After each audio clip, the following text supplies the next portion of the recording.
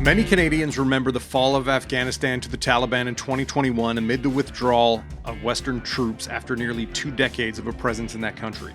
And for many in Afghanistan, specifically women, it marked a return to days of repression that hadn't been seen in nearly 20 years. I'm Dave Breakenridge, and this is 10-3. Ehsanullah Amiri, the 2024 recipient of Postmedia's Michelle Lang Fellowship, joins me to discuss the conditions under which women now live in Afghanistan, what their lives were like prior to the Taliban takeover, and why the story still resonates nearly 4 years later. Don't forget, you can find us on Apple Podcasts, Spotify, Google, Amazon Music. I'd love it if you could leave us a rating, a review, and tell your friends about the show. So, Ehsanullah, in your feature, which people can read at nationalpost.com, you look at the horrific plight faced by women in Afghanistan since the Taliban retook control of that country nearly 4 years ago. I'm curious, before we get into some of the specifics about what you found in talking to some of these women, what drove your interest in the topic? What's your connection to Afghanistan? And what do you remember about the Taliban incursion in 2021? Thanks for having me, Dave. It's an honor speaking to you. Afghanistan's news, for the last 3 years, I could say, largely disappeared from international media, mainly because we had a war in Ukraine, and then the Hamas terrorist attack on Israel. So the whole media attention shifted to other regions. Afghanistan, once for the last 20 years been the epicenter of international media's attention, mainly because of the NATO troops' presence in the country. That was one of the reasons that I thought to bring back Afghanistan's story to our Canadian readers. The second thing, which is very painful, is about Afghan women. Because when we had a democracy, Western democracy in the country, we had Afghan women were the most beneficiary of that golden opportunity, I could say. We had women were participating in a political process, working in offices. We had millions of girls going to school, universities, private universities. We had female governors and mayors. So when the Taliban took over of the country, and I could say the Western countries somehow got defeated by a bad deal that the U.S. government struck with the insurgent group, their enemies that they killed thousands of NATO troops in Afghanistan, including Canada. Now those women are being restricted a lot.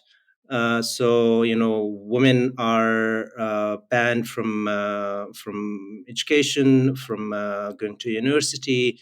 They're not allowed to go and work in the government and international and local NGOs. And also, and even women are not allowed to talk loud with each other, which is a very inhuman decree that was issued by the Taliban supreme leader. And many on, if we just, talk about those restrictions. So partly in some international media, we had stories, covered about Afghan women and girls. But one thing that I thought that, it's missing a little bit, at least, in Canadian media, is that how does it look like to be an Afghan woman in terms of just to I wanted to paint a picture of being an Afghan woman for our Canadian readers. For instance, a woman who used to go and work outside, as a teacher or as a angel worker, cherishing like life, meeting people, and doing whatever she wants to do. legal things. So, but now that woman is completely locked in her home. It's a very small home that first the Taliban imprisoned her. Secondly, Afghanistan, it's a very traditional country. Men are the ultimate decision maker there, and with the regime's change there, the Taliban's are the most misogynist, government in the world. So how does it look like to be a woman? I'm sure we are living in Canada, and I'm so grateful for that. That I'm now resettled here. But for our Canadian women and readers, just if they read the story, that will give a small picture of like 3 or 4 characters that I interviewed, that just imagine themselves to be in Afghanistan for one day. How does it look like? It's very painful and very dark. That how does their daily drills look like 3 or 4 years back. Normal life, relatively not completely like the West, but it's still free. Breathe a little bit, fresh weather, I could say. But now it's completely dark, and a woman just find herself just in a small house, and serving the family, going to cook food, and dish washing dishes, and nothing on. So what happened to all those efforts that they put in the last 20 years, getting education, work, and so many on freedoms. So that was my main goal, to to just inform our Canadian readers that this is the life of Afghan women. Yeah. And, given what we know about the Taliban after more than 20 years, and even going back to their time in power prior to the American invasion into that country after 9/11, the Taliban regime is notoriously repressive and authoritarian, especially when it comes to women. And so I imagine it was challenging to find women to speak to you for this story, or even if you could find women who are willing to speak, their ability to speak to you may have been limited by the conditions under which they live. So, how did you make contact with women in that country for this article? A few days ago, I had a chat with one of my Afghan friend who recently came from Afghanistan, and he used to work for an Afghan news channel. He's still operating in Kabul. And he told me that there is a Taliban official from intelligence sitting in the newsroom and checking every news bulletin, Hmm. that it should not be against the policy of the Taliban's government. So this means this, paints a small picture of the freedom of expression. So the flow of real news that we should expect from these news channels is very limited. And then those Afghan media who are operating from exile, they don't have like full access for that information. With that situation, yeah, I was facing with lots of difficulties to just find people who risks their lives and talk to me. We are not talking about dozens of people who we we should write about them, but it's about like thousands and millions of Afghan women. But what makes them not to or force them not to talk to us is because of those repressions and the consequence of speaking to media by the Taliban government. So through some friends that I have, first I had to convince my friends to introduce people that they know and they are suffering, Afghan women to talk to us, and then they needed to talk to those women inside Afghanistan to show them that your identity is not gonna be published, but like half name or not full name, and that sort of like different layers of negotiation is very hard. Just imagine if you're living in a country that if you speak out, and then suddenly you find yourself in a jail and being tortured, so you're not going to take that risk. But salute to this woman that they finally agreed to talk to me. So yeah, I and personally I negotiated with them as well, that okay, I'm not going to reveal your full name, and I explained the cause of that story, that if you are not telling me your story, then how should the world know what you are suffering? And also, as I mentioned before, Afghanistan is a very conservative and traditional country. So, for instance, in Kandahar, where Canada had troops there and lost, I think, more than 150 soldiers there, is the birthplace of the Taliban. And imagine with that city. So I really tried somebody who is based in Canada, but running secret schools. That if you could just convince your teachers there, or their students to just talk to me, and then he went through all those negotiations with them as well. And because it's a very conservative city, those women and those girls, I could say, they agreed to talk to me, but with the condition that there shouldn't be a man in their home, because it looks very strange that a woman in Kandahar speaks to a male here, and their parents would call it I don't know, other sort of relationships. So because and then because my wife, she used to be a journalist in Afghanistan as well, so I spoke with them through my wife, and I was sitting next to her, that okay, can you ask my questions with them, if just in case if they get caught up by their parents, that who do you talk, then at least on the other side of the phone there should be a female, so that's not going to be an issue for them.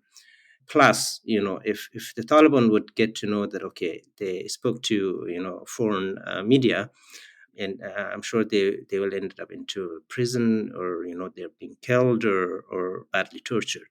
So lots of difficulties, and also the time zone differences. I needed to stay midnight here because it's early in the morning in Afghanistan, and then sometimes when we had everything set up to speak, and then they had internet problems. We There's a very poor electricity services in Afghanistan.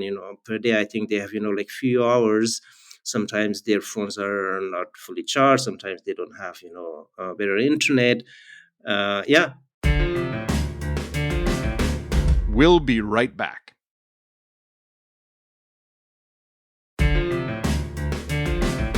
What can you tell me about the women to whom you spoke for this feature? Like, were they all kind of in their 20s or older? Or were there any spoke to any kind of younger women? And what do they say about the change in their lives pre 2021 and post 2021? And what are things like for those women specifically now?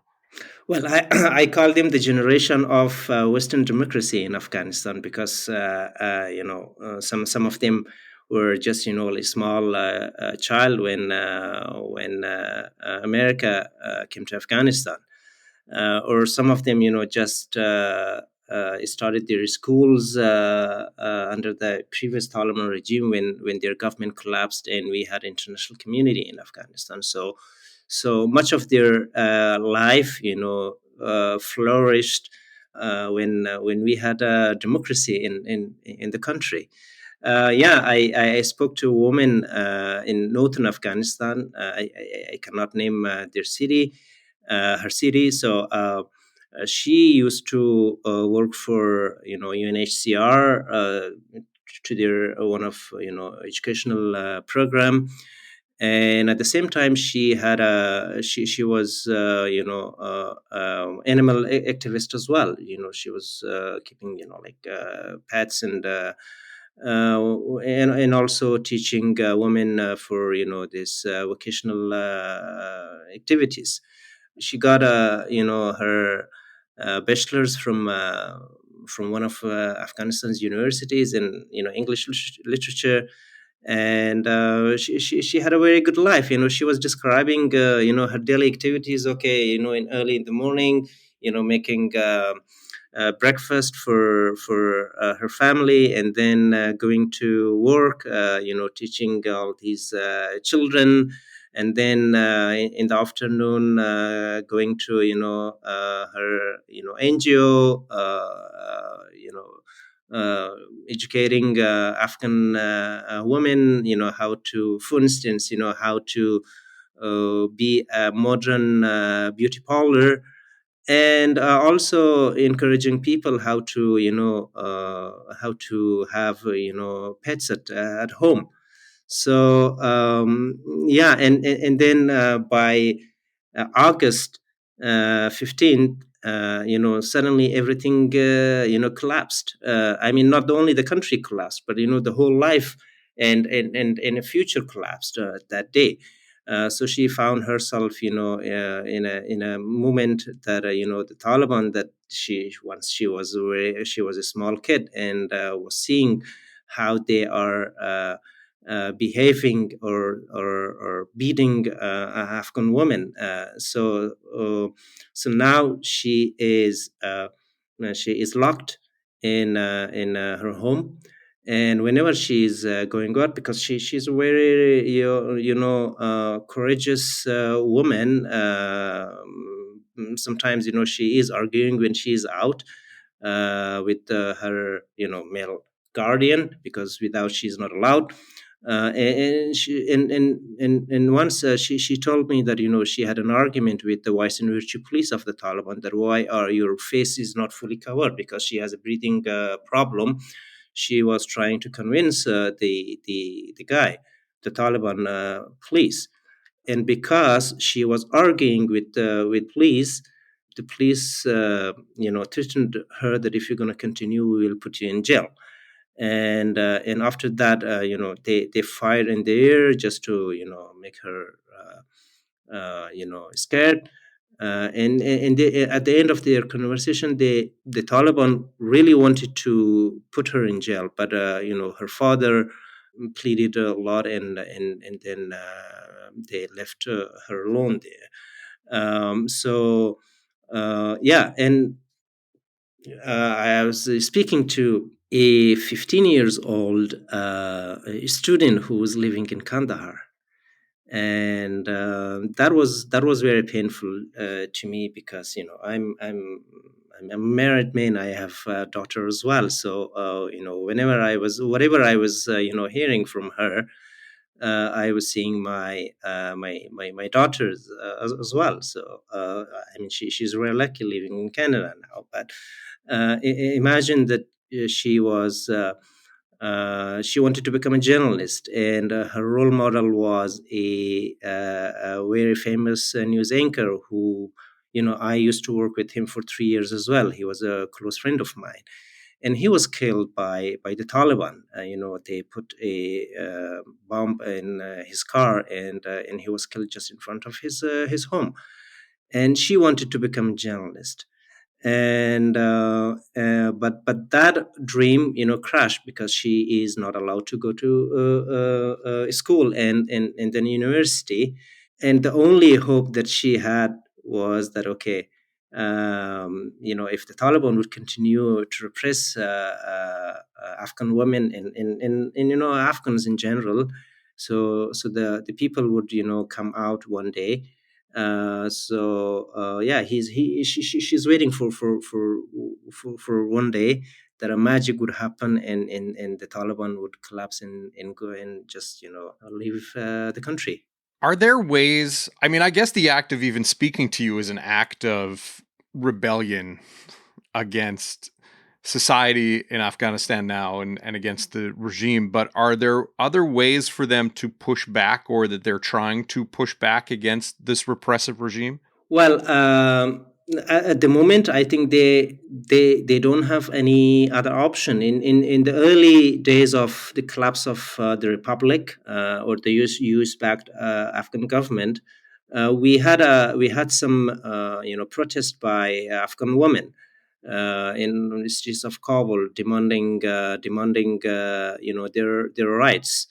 But the Taliban, silenced them with harshly detained those Afghan protesters, and jailed them.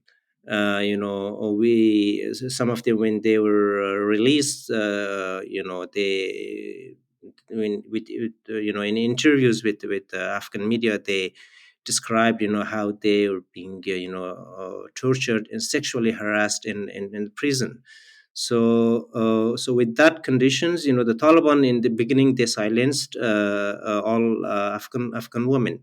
There's at the moment, there is no solution, I could say, to fight, other than they're just eyeing on from foreigners, at least to if the Taliban ban them from everything, social life, or erase them from every aspect of life in Afghanistan. So the only thing that they would hope to just live is online education, which I think we have lots of NGOs or platforms that are providing online education for those girls and women, and all of them are secrets as well.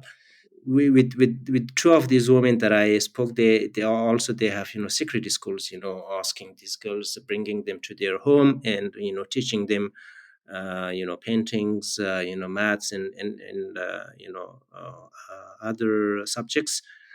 And they are pretending to going to a madrasa, religious school, and they have the Quran, the holy book of Muslims, on their hands. And just in case if the Taliban will stop them, that okay, where are you going, then they have a reason that okay, we are going to religious schools. So that's a surface for their getting education, online education. I don't see any way to just for the Afghan women at the moment to fight back, because the Taliban, they are in full control of the country and every aspect of life as well. They are the North Korean version of Central Asia now. So um, the only hope I would say is just to the international community should help Afghan women, and that's and putting on them, like so much pressure to lift all those restrictions. Lastly, when you think about this story and you think about the stories of these women in Afghanistan, why do you feel this is a story Canadians and the West should know about and should be paying attention to? Well, first, when I applied for Michelle Lang Fellowship, and then I knew that she was killed by the Taliban in Afghanistan. So I felt it was a very mixed feelings that I am doing a fellowship of a journalist, a Canadian journalist who was killed in Afghanistan, my country. And it is a painful thing. Mm-hmm. But I thought that okay, so Michelle Lang was doing coverage news coverage of women education, women health, and what Canada provided for Afghan people there.